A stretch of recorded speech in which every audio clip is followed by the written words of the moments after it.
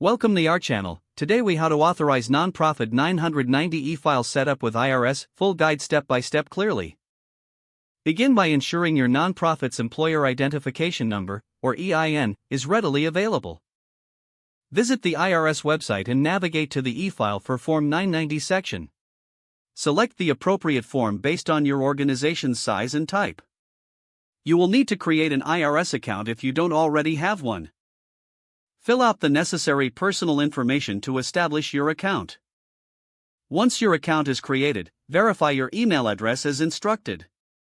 Log into your IRS account and locate the e-file application portal for nonprofits. Choose the form you intend to file, such as Form 990, 990 Easy, or 990N. Before you can e-file, you must authorize your nonprofit for electronic submission. To do this, gather all required documentation, including prior year's tax returns if applicable. You will also need to prepare your board of directors details and any supporting financial documents. Follow the prompts to enter your nonprofit's information, ensuring all entries are accurate. Review the terms and conditions related to e-filing with the IRS. Confirm that you have the authority to file on behalf of your organization. Once everything is filled out, you will submit the authorization request. The IRS will process your request, which may take some time. You will receive a notification once your nonprofit is authorized for e-file.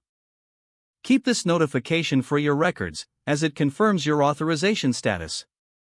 After receiving authorization, return to the e-file portal to complete your Form 990 submission. Select your authorized nonprofit from the list provided. Complete any remaining sections of your form, ensuring all information is complete and accurate. Review your filing one last time before submission. Once satisfied, submit your Form 990 electronically. Make sure to save or print the confirmation of successful submission. This confirmation serves as proof of filing with the IRS. Stay aware of the filing deadlines to avoid penalties. Check back on the IRS portal for any updates or additional requirements post-filing. Now your nonprofit is fully set up for future e-filing of Form 990 with the IRS. Don't forget to like this video and subscribe to our channel for more step-by-step tech guides.